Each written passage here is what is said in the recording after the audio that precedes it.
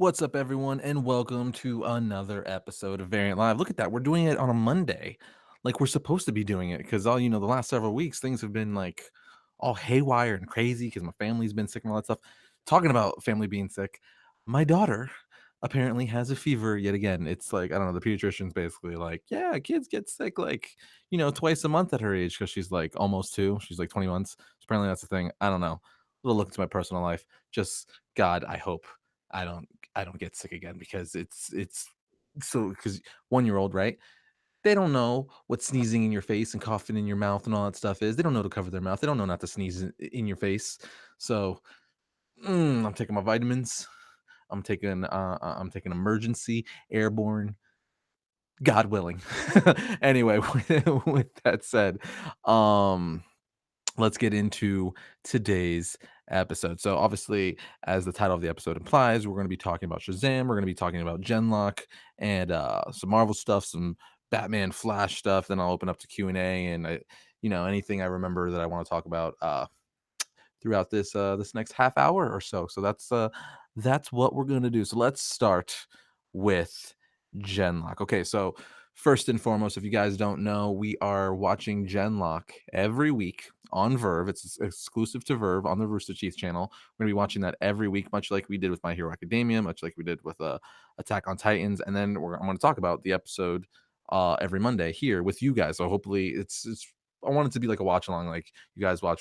It's like your homework for the week is to watch one episode, and then we'll discuss it here. Look in the comments, see if anyone else has watched it as well. But anyway, the homework for last week was watch the very first episode of GenLock, which is a Verve exclusive uh, anime cartoon series, whatever you want to call it. It's a good show. It's exclusively on Verb. If you guys want to watch it, you could do that by signing up in the description below. We put the link there. You'll get a free 30-day ad-free trial. So you could watch the whole series and all the other shows they have on there. Like they have the Nick Splat channel, a bunch of old 90s Nickelodeon shows on there. Freakazoid is on there. They have Dragon Ball Super, Attack on Titan, My Hero Academia, all that good stuff. A bunch of animes, a bunch of nostalgic 90s shows from Nickelodeon, and just not even Nickelodeon because Freakazoid wasn't on Nickelodeon, but awesome freaking show. Anyway, point is, link in the description.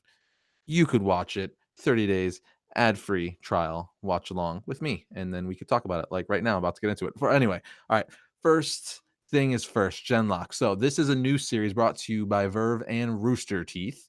And it is an awesome series at that. It's starring Michael B. Jordan, Killmonger himself, as the lead role. Julian Chase, I believe his character name is. Now, this is a sci-fi action uh anime series, cartoon series, whatever you want to call it. I know anime is like it's not made in Japan, it's not real anime. So okay, sure, purists want to say that, whatever. I call it anime, cartoon series, tomatoes. You know what I'm talking about. I'll just call it animation, and that way it's vague in general and it covers all bases. And then you can't say that is that is incorrect. So with that said, watch the first episode. It's really, really good. So I can't tell you too much of what I know of the series. The first episode is 32 minutes long, which is pretty solid. That's like no commercials or anything. It's just 32 minutes of straight content. I will say one thing. First impressions off of it.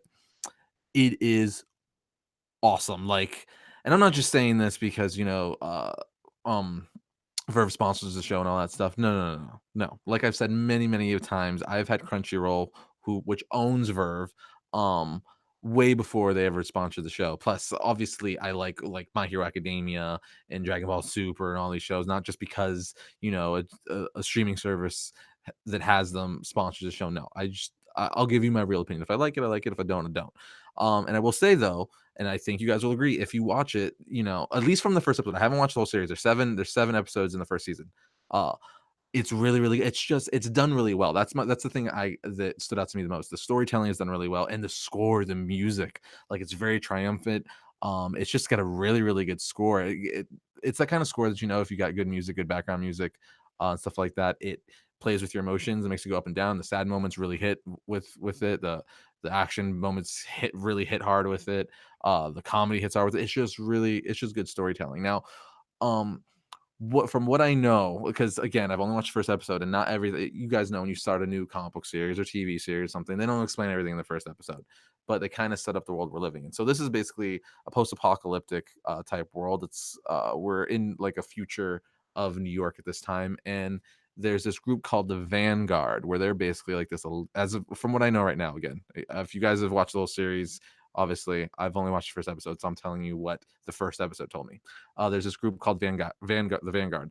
They're like this elite military kind of unit, and I guess when crap hits the fan, they send them out to defend U.S. territory and all that stuff, or maybe even world territory. I don't know how far they go if they're just like the United States or the world or whatever. I don't know that yet. I guess I'll find out in future episodes. Anyway, we find out they're fighting this group called the Union, who are the bad guys. So the Vanguard are the good guys, the Union are the bad guys, and they're attacking the Union are attacking New York with this nanotech virus that's like killing everyone and like infecting people and all that stuff. There's gonna be spoilers for this, guys, just so you know, spoilers galore for this, but maybe that'll make you want to watch the series. The Vanguard gets deployed. They're in these awesome, cool jets. That's one of the coolest things about the show, I think. There's these really cool like jets, which Michael B. Jordan's character, Julian Chase, he's one of the pilots for this, gets deployed, him and his girlfriend, because his girlfriend is also works for the Vanguard. She's on the ground though, with like these kind of like what was the name of that cartoon back in the day? Um, Exo Squad. Where it's like the guys that they pilot like these drones and stuff on the floor. Or kind of like all alien style, like the in Aliens when she gets into the big like the loader, the big yellow loader, kind of something like that, but way more high tech and way more artillery and firepower, more similar to like Exo Squad, if you guys remember that cartoon and toy line from the 90s. Anyway, she does that. Her boo is in the air fighting in his awesome jet. Like I said, what's really cool about these jets is like the way they have like fans propellers on them, so they can go straight, but like they're like helicopters too, in the sense they could also hover because they have like fans on them. So depending on how they rotate them like that, they could do all this cool stuff. So they could do like cool stops. So like they're flying, they go and you could stop and hover like that and go backwards or go up or go like sideways. It's really, really freaking cool. I was like, well, this is awesome. uh Anyway, long story short, to defeat the nanotech virus in New York City at this time, Michael B. Jordan has to basically sacrifice himself. He deploys this bomb, disperses the nanotech, but in doing so, his jet gets fried and he crashes. Then there's a time, and his girlfriend is all like, no. Then there's a time jump 4 years later. He's still dead. He's a memorial plaque in like the military base, in memory of blah blah, all the people who died. Him being one of the plaques on there.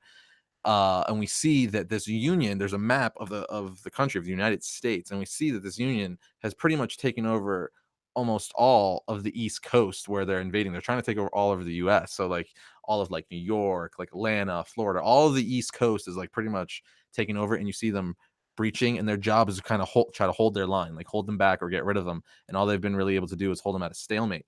So there's some people who escaped from the East Coast, some civilians that they're trying to pick up and get them out of there. So they fly in, try to fight the bad guys and get them out of there. But the Union attacks. It's like, and they're freaking beating up and like shooting down all their rescue jets and stuff like that. And then at the very end, last moment, we see like these awesome mech suits coming and they're like wrecking shop and they're tearing up the Union and stuff like that.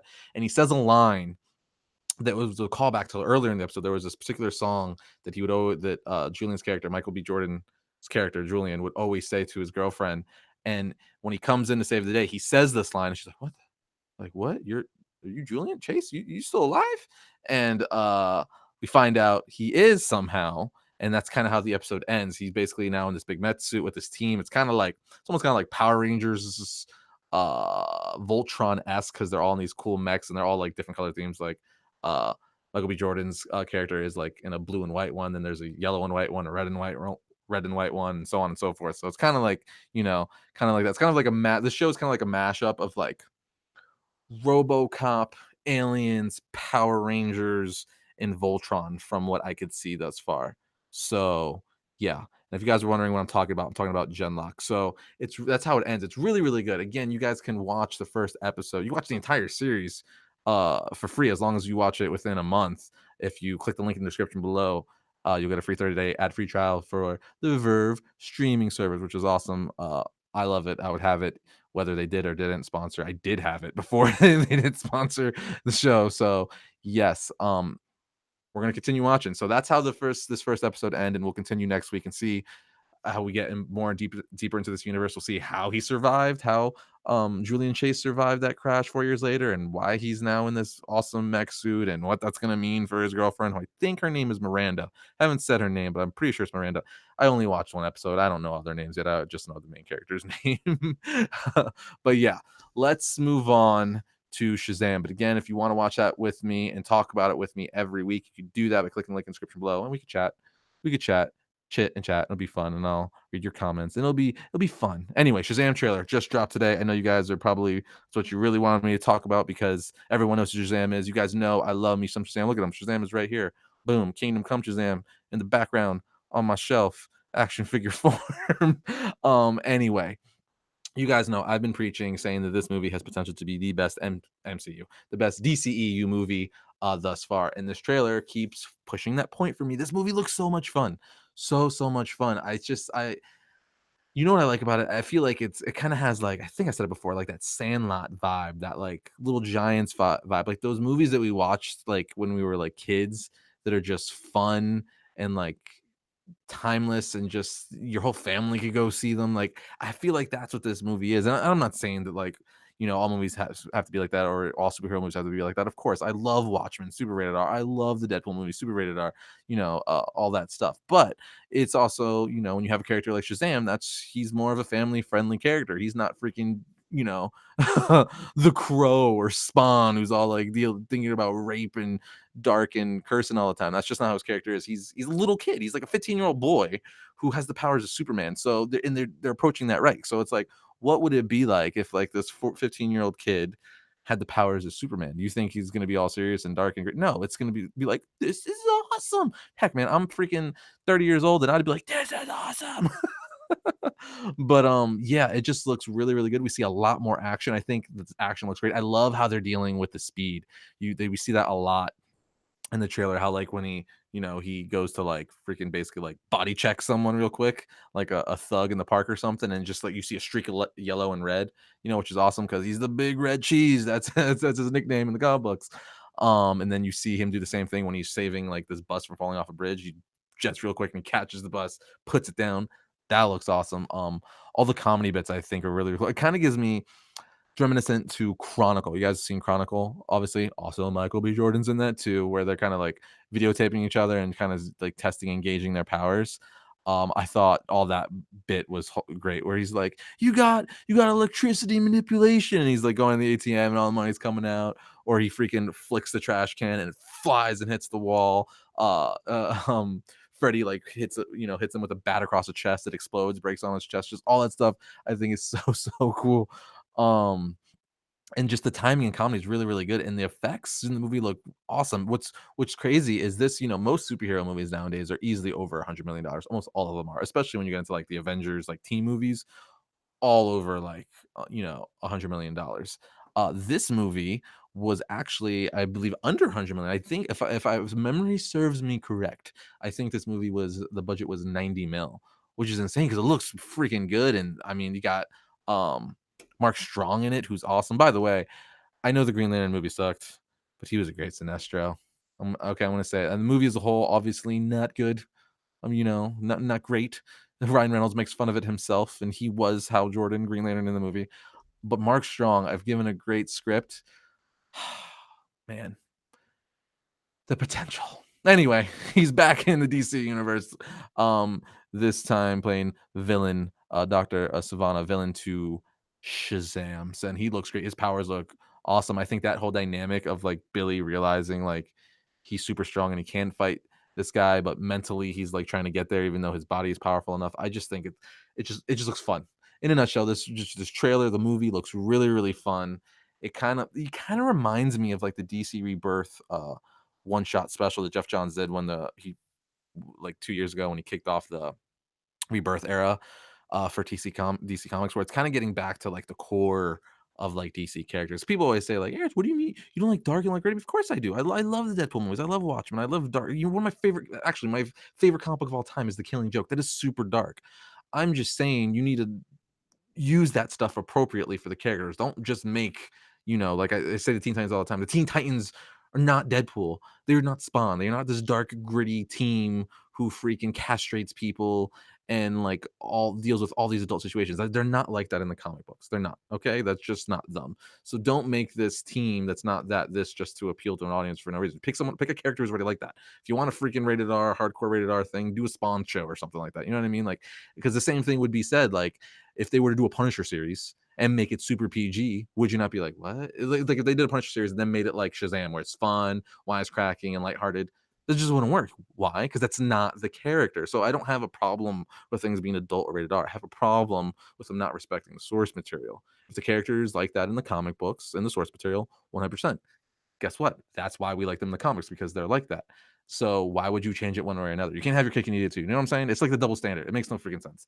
That's my thought on it. Just do it however they are in the comic books. If they're hard rated on the comics, awesome. Do it that way. We'll like it in the movie because obviously we like the comics. So why wouldn't we want it that way in the movie? Which is like kind of the same thing. If they're like this PG-13, like kind of just fun character or team, just do it that way. We liked it, and the reason why the comics are selling is because we liked it. Why wouldn't you think it's going to sell in a movie or a TV show? Like, the reason why these characters are popular is because we like the source material. If we didn't like the source material, if we didn't, buy all these Deadpool comics, buy all these Batman comics, you wouldn't be making the movies because you wouldn't be like, oh, this is a profitable franchise. You're only doing that because we like it because we buy the comics and watch all the cartoons and stuff. Makes no sense. No sense at all. That was I don't even know I just went on a tangent. I don't even know how I got there. Anyway, point is Shazam looks fun. It looks very true to the Shazam comics, especially the New 52 Jeff Johns Shazam run, which again I was a fan of. I liked it quite a bit. I enjoyed it a lot. So it looks fun, and I think it, for me personally, if the whole movie is as good as all the footage and trailers we've seen thus far, it will probably be my favorite DCE movie. For sure. It'll if again, if it holds up to what I've seen in the trailers, it for me it's going to be my top 3 for the DCU will be Shazam, Wonder Woman, Aquaman. Boom. So, and then we get then after that, what are we getting? Then we're getting Wonder Woman 2 this year. And we know we're going to get Aquaman 2 eventually. Then we're getting the Matt Reeves Batman movie, but apparently it's not in the DCU. But whatever, I still very excited because Batman's my boy, number one favorite character. And yeah, so in a nutshell, Shazam I still think looks awesome. All the action stuff looks great. I think Zach, I'm going to rant a little more on Shazam. You know what's funny about Shazam? Everyone, Zachary Levi got cast. Everyone's like, "What? Zachary Lee? Is it Levy? Levi? Zachary Levy? Levi? Zachary Levy? Levi? I don't know. Sorry, it's one of the two. Everyone was like, "What? Him? No, you put him in a muscle suit. He's gonna be horrible." And then we see him in the trailer, and everyone's like, "Oh, you can pull off like this because he's perfect. He pulls off this little kid demeanor perfect. Like you believe that this is this grown like 35-year-old, you know, body, but there's like a 15-year-old mentality in it. So good. All right. Anyway, let's move on to some rumor news, some Marvel news as I drink my water. Oh, someone corrected me. Darth Manager, Wonder Woman 84 comes out summer next year, not this year. I'm sorry. Like you then sure. It comes out next year. I thought it came out this year. Henry Lewis says, "What did you think of GenLock?" I talked about it like the first 10 minutes. So if you want to know what I thought about it, I ranted about the entire first episode for like 10 or so minutes. So you can just rewind that and then hear my thoughts on it, sir. Anyway, so there's this rumor going around the internets that Marvel Comics was coming to an end for X, Y, or Z reasons. I'm not going to get into like all the reasons and how, the politics and stuff of it. All you need to know is that um on the internet, rumor got spread around that Disney was canceling the Marvel Comics side of their ownership. So we would still have like Marvel Studios movies, but Marvel Comics as we know it would come to an end. So, and as you know, the internet sees something controversial and they have to run with it because the internet. But obviously, I will say, obviously, that is not a thing. Chief Creative Officer of DC actually tweeted about it, being like, "This is the most ridiculous comic rumor I've seen on the internet all week. The comic book news must be lacking this week." So, I just kind of wanted to bring it up. I just thought it's kind of funny that people would actually believe that Marvel Comics was coming to an end because first of all, Disney wouldn't have spent like whatever the billions of dollars they spent on Marvel Comics to just like what 5 6 years later cancel it and then just like we don't want the comic side, we'll do the movie side. Because also on the same token, they can't really coexist. Now you could argue that Disney could theoretically put an end to Marvel Comics publishing because they've been around for so long, so many years, that they have enough material to keep doing stories for the movies, almost endlessly, especially since you only get like 2 3 Marvel movies a year, and comics are like, you get hundreds of Marvel comic, not hundreds a month, but you're getting like what, how many titles does Marvel have right now? Like 40 titles a month or something like that. So you're over the course of a year, you're getting hundreds of Marvel comic books and titles. So, and then you're only getting 1 or 2 3 tops Marvel movies a year. So technically they have like enough backlog to deep dive for Marvel movie stories forever. But there's no way they would do that. I mean, first and foremost, a lot of the characters they've been using in Marvel Studios as of late have been the new versions of Marvel Comics, like Captain Marvel, for instance. She only became Captain Marvel in 2012. So, I mean, they could have done a Captain Marvel movie, but they would, if they were, let's say they were canceled before that, they were canceled years ago, but they would have had to do a Marvel, so not the male version. Marvel. It's weird. His name's Captain Marvel, but his name is Marvel, Marvell. Weird, confusing, I know. Why they would do that, it's confuse people, I have no idea.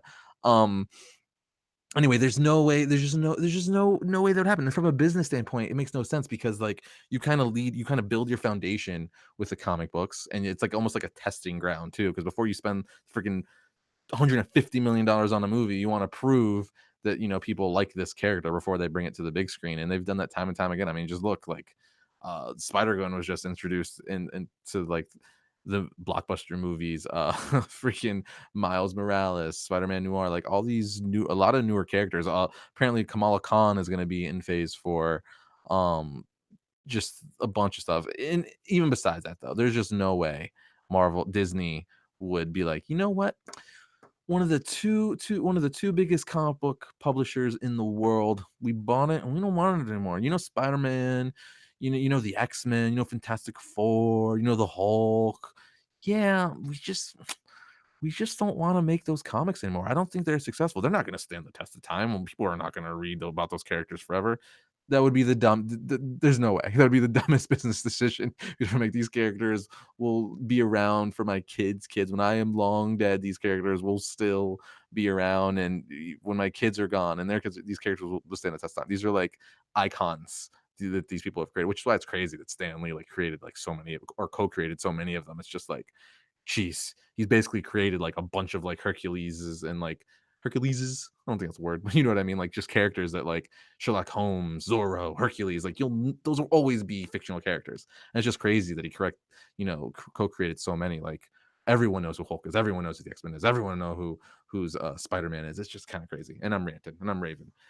Anyway, speaking of controversy on the internet, there's some more controversy. Apparently, people are giving comic writer Donny Cates some hate because of some changes he made to the Venom mythos with issue 11 of his Venom run. Apparently, he changed it so that Eddie Brock, spoilers galore, obviously, for this, guys. Spoilers for Venom issue 11.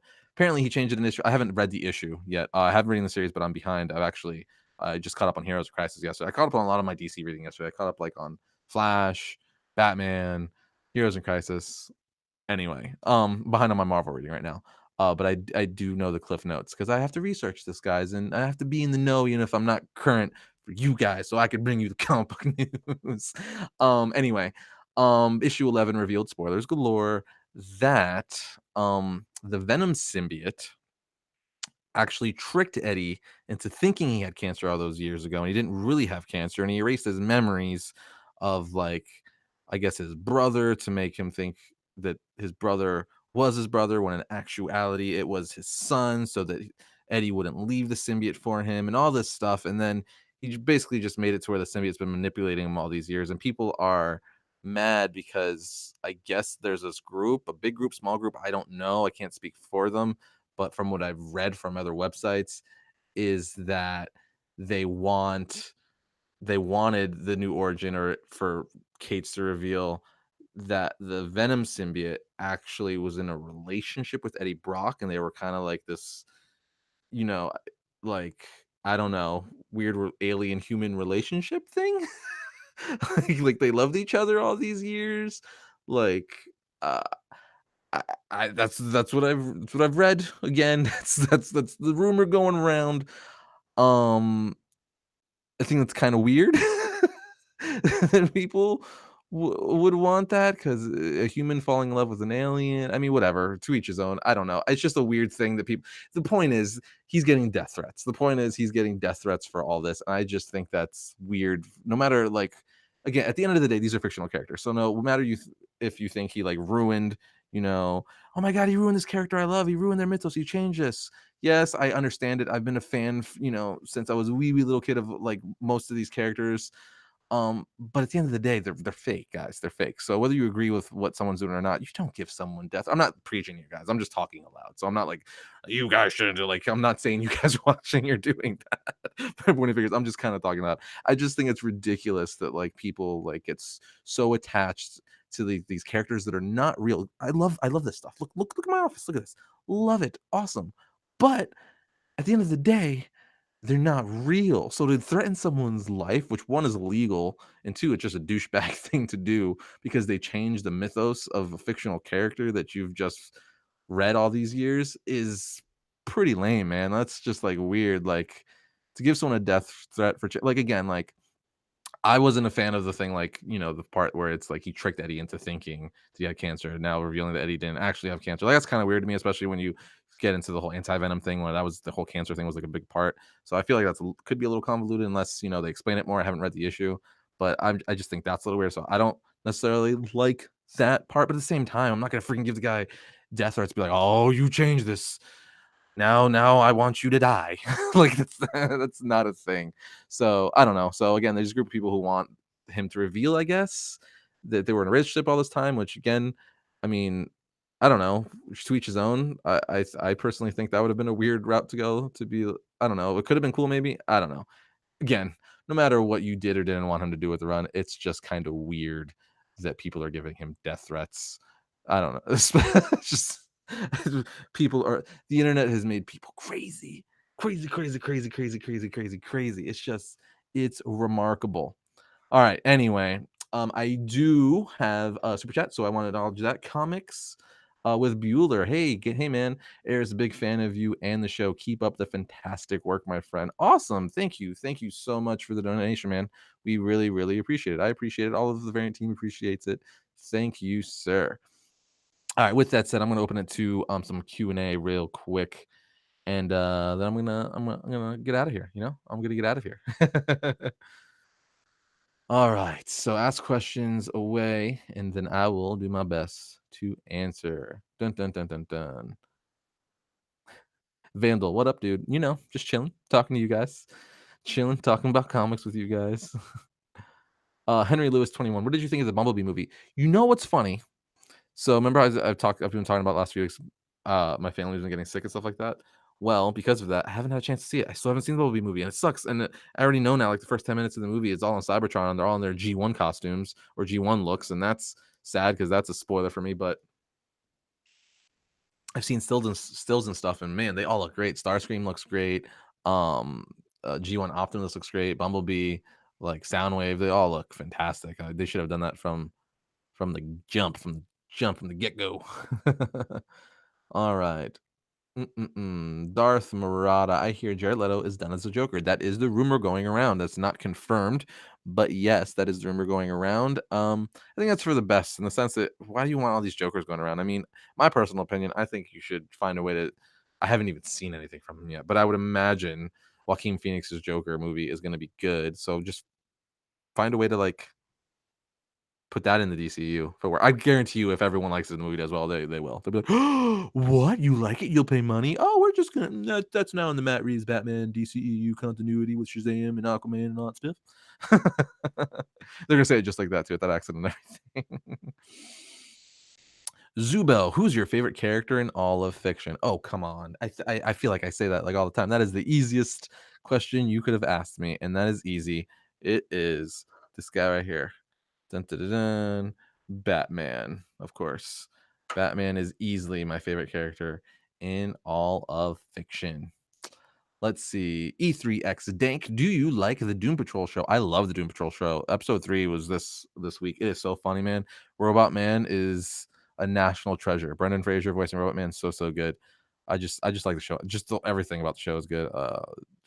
Pidgey Jane and everything, they're all good. Negative Man, he's so good. I'm a fan. It is way better than Titans in my opinion. I think most would agree actually, because I think the overall consensus with Titans is like, yeah. But it's getting a season 2, so what are you gonna do? Miller Kingdom, you like Batman Beyond character? I love Batman Beyond. Terry McGinnis is one of my favorite Batmen. So yeah, I've shockingly enough, I don't think, yeah, I don't think we've done history of Batman Beyond. Maybe for Batman Day. Maybe for Batman Day. So it's just funny. Like sometimes you'll like we haven't done a history of X-Men either. You would think like all these obvious ones, like how did you not do it? We'll do it. We'll probably do a history of X-Men around the new Dark Phoenix movie. Speaking of new Dark Phoenix movie, dude, that trailer looks dope, man. I don't know. People aren't excited about it. I feel like that's a sleeper movie. I don't know why people are not talking about it. People are like, it looks like a remade version of X-23, blah, blah, X-23 of X3 The Last Stand. No, it looks awesome. Freaking James McAvoy, Mike Fassbender, Jessica Chastain, freaking Sophie Turner. Oh, it looks so good. The action looks so good. I don't know. I'm calling it. This is the sleeper superhero movie of 2019. I don't understand how more people are not talking about it. I don't get it. Jeez. All right. Then again, Scott. Hey man, where can I get that One Punch Man? How did you even know how One Punch Man statue? This is from an old episode because you can't even see it. It's off camera. It's right here. Boom. One Punch Man. It's kind of creepy, man. No, I showed it in an old episode, so I'm assuming. I hope that's where you saw it because I hope you don't have cameras on me. That's creepy. I got it online. I think I got it on Amazon or something a long time ago. It's not even expensive. It's like $30. It's like 7 inches, 8 inches. This is my head. This is it next to my head. So scale. Yeah, it's like just type in One Punch Man statue on like Amazon or something. I'm sure you'll find it. Dun, dun, dun, dun, dun. Let's see. Dun, dun, dun. Oh, that's right. I put it in the freaking title and I forgot to talk about it. The Batman Flash Team Up. Got to talk about that. Okay, so the Batman Flash Team Up is done by Josh Williamson. It's a 4-part series. It's 2 issues of Batman, 2 issues of the Flash. Why did I say 2 issues of the Flash and put 3 fingers up? That doesn't make any sense. 2 issues of the Flash, 2 issues of Batman. Really good. What I wanted to talk about it is not so much breaking down the storyline because I might do that on an episode of Variant because I really did enjoy it, but just talking about the dynamic of Flash and Batman. Now, I tweeted it earlier that most people, and I'm in that most people is everyone loves the Batman Superman team up, world's finest. It's you're never really gonna get like a cooler team up than that, in my opinion. I mean, obviously there's other cool team ups and stuff, in my opinion, but again, I love Batman, so I'm a little biased, and I do like Superman. The Batman, the world's finest dynamic, I think is great because you basically it's your yin and your yang. You have a freaking human being who has no powers, and then you basically have God, who has all the powers.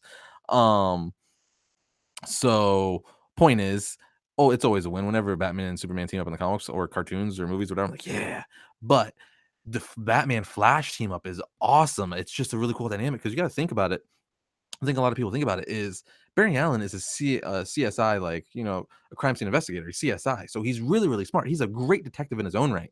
And Josh Williamson in this Batman Flash crossover hints on that, where Batman, there's this part where Batman's thinking to himself, he's like, I think privately to me, like, he goes, oh, all right, let me not ruin it. So Batman says to himself what he's thinking. He's like, so people always want to think, always think and compare and ask the question, who's faster, Superman or the Flash? Like that's always the go-to, like who's faster, Superman or the Flash, which we know the Flash is. But for a long time, and even still, people just still like to ask that question, even though Flash by like long shot.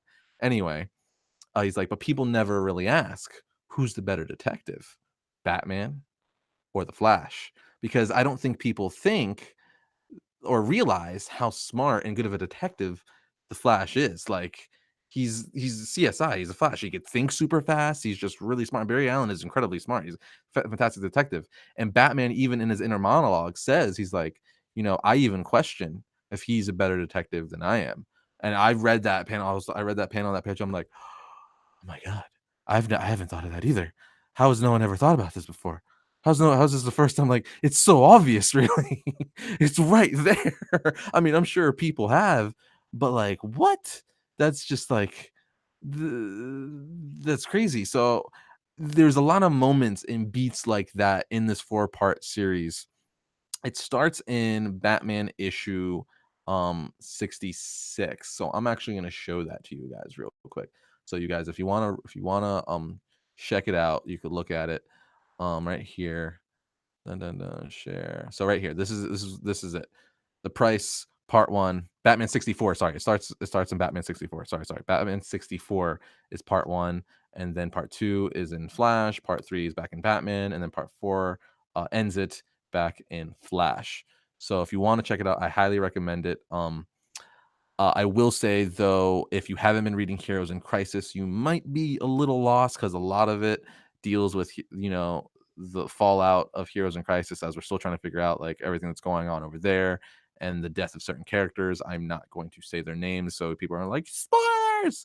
Uh, but if you want to see a cool team up, the Batman Flash dynamic is awesome. And then there's this part where they get into argument with one another and they're gonna fight in the Batcave. It's just really, really cool. I want to spoil it, but I don't want to be a douche and spoil it at the same time. But yeah, I'm digging it. I'm digging it. I'm digging it. All right. Let's see. Dun dun dun dun dun dun dun dun dun dun. Let's move in. Atlanta fan, man. That's in. I hope that's it. Dope. Then didn't know about that. I'm not sure what you're talking. That's not a question. I just kind of read it aloud. um Alain the Great, do you have a favorite anime character? Yes, I do. I would say it's so generic. It's definitely a generic answer, but it's the truth and it's who I grew up on. It's the reason why he's so popular. Goku, I would say is this guy right here. See, I have all kinds of figurines and stuff on my desk. Goku, boom, Super Saiyan Blue. He's probably my favorite character, but with that said, Saitama, One Punch Man, even though he's only had one season thus far in the anime, is creeping up. And then also All Might. I love All Might as well. But I like Deku. I got a Deku statue too on my desk. Deku's also pretty awesome. Love Deku. But I guess, just for nostalgia's sake and what I grew up on and, who I followed the longest, Goku. I know a lot of people like Vegeta more than Goku because he's definitely a more like complex character. But I just love how dumb and like funny Goku is, and then he's also like always like one step ahead of everyone in the sense that he's always like breaking the boundary first to the next power level. So hence like Super Saiyan Blue and then Ultra Instinct, and then we're probably gonna have Ultra Instinct Blue. Like he's always finding a new form. It's ridiculous, but I love it at the same time. All right. All right. Two more questions, guys, and I'm gonna get out of here.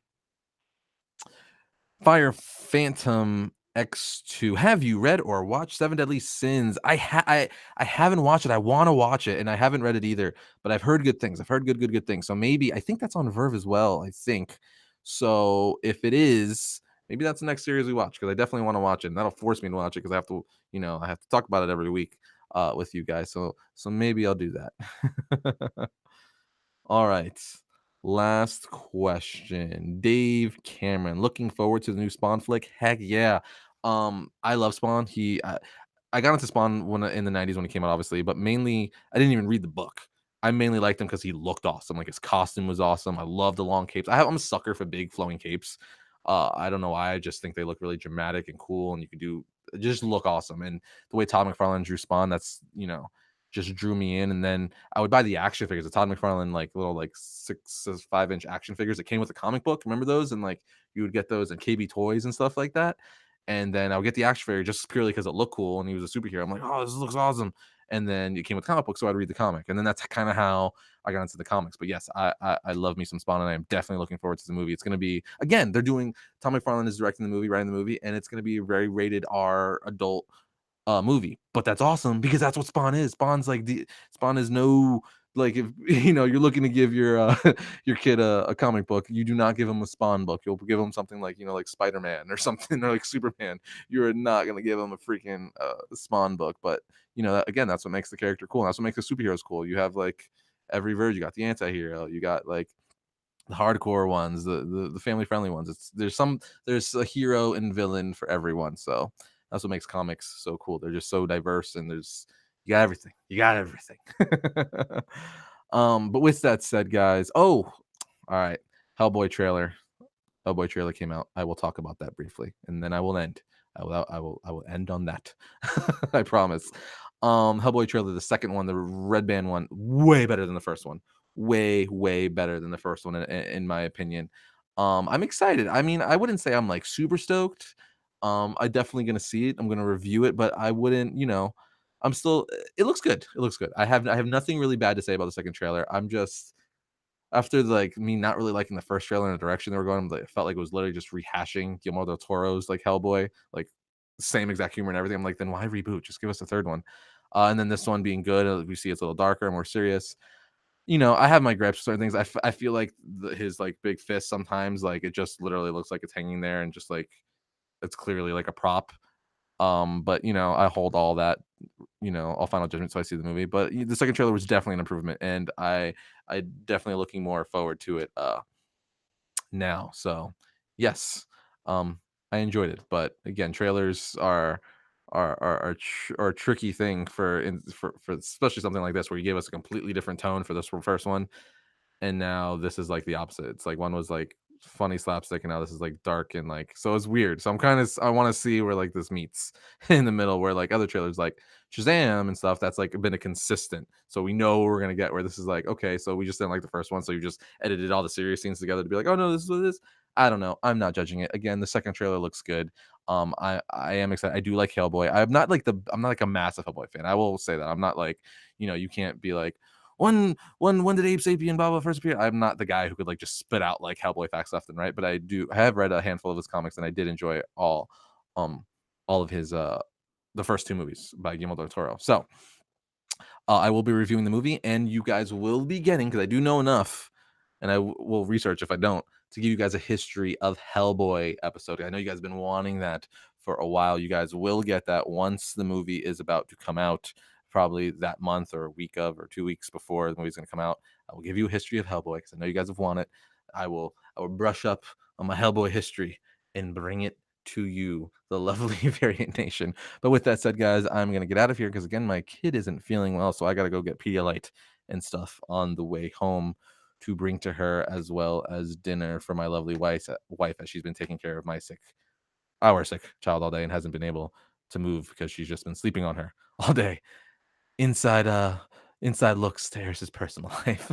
But with that said, guys, I will see you on Wednesday when I talk about and we give you the alternate versions of Captain Marvel. And then we're going to end Saturday off with a review of the movie. Was it good? Was it not? We'll find out. All right, guys. Later.